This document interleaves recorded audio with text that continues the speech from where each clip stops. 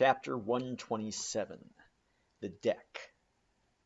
The coffin, laid upon two line tubs between the vice bench and the open hatchway, the carpenter caulking its seams, the string of twisted oakum slowly unwinding from a large roll of it placed in the bosom of his frock.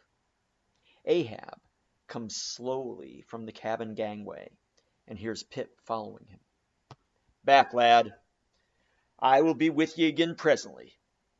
He goes. Not this hand complies with my humor more genially than that boy. Middle aisle of a church. What's here? "Life buoy, sir. Mr. Starbuck's orders."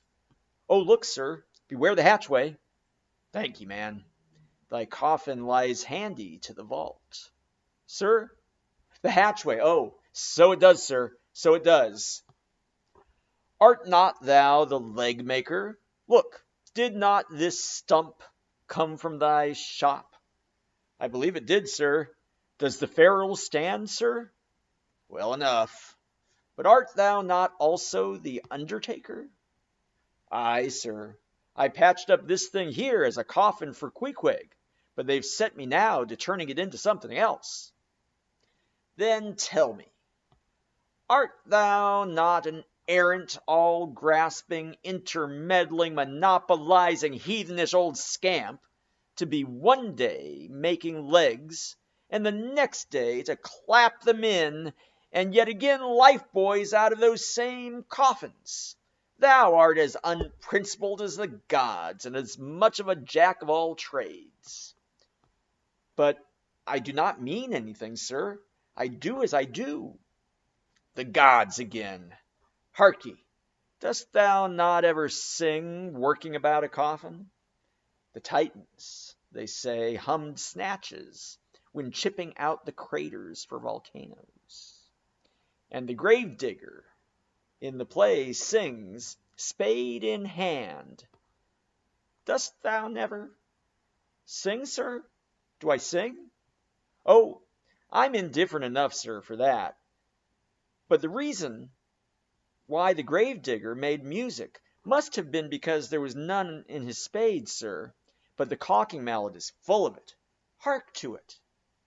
"Aye, and that's because the lid there's a sounding board, and what in all things makes the sounding board is this: there's naught beneath.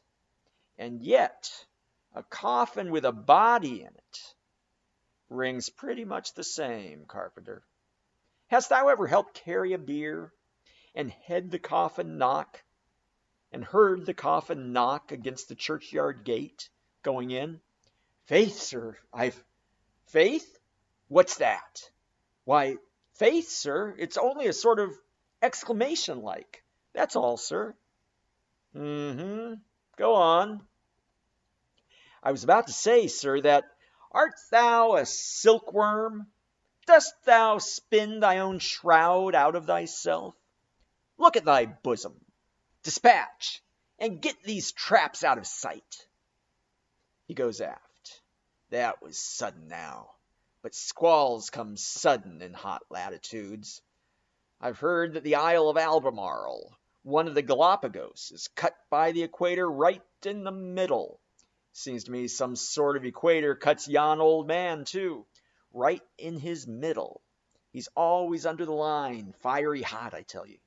He's looking this way. Come, Oakum, quick. Here we go again. This wooden mallet is the cork, and I'm the professor of musical glasses. Tap, tap. Ahab to himself. There's a sight. There's a sound. The gray-headed woodpecker tapping the hollow tree, blind and dumb, might well be envied now, see? That thing rests on two line tubs full of tow lines. A most malicious wag. That fellow, rat-tat. So man's seconds tick. Oh, how immaterial are all materials. What things real are there but imponderable thoughts? Here, now's the very dreaded symbol of grim death, by a mere hap, made the expressive sign of the help and hope of most endangered life. a life buoy of a coffin. Does it go further? Can it be that in some spiritual sense, the coffin is, after all, but an immortality preserver? I'll think of that. But no, so far gone am I in the dark side of earth that its other side, the theoretic bright one, seems but uncertain twilight to me. Well, will ye never have done, carpenter? With that accursed sound, I go below. Let me not see that thing here when I return. Now then, Pip, we'll talk this over. I do suck most wondrous philosophies from thee. Some unknown conduits from the unknown worlds must empty into thee.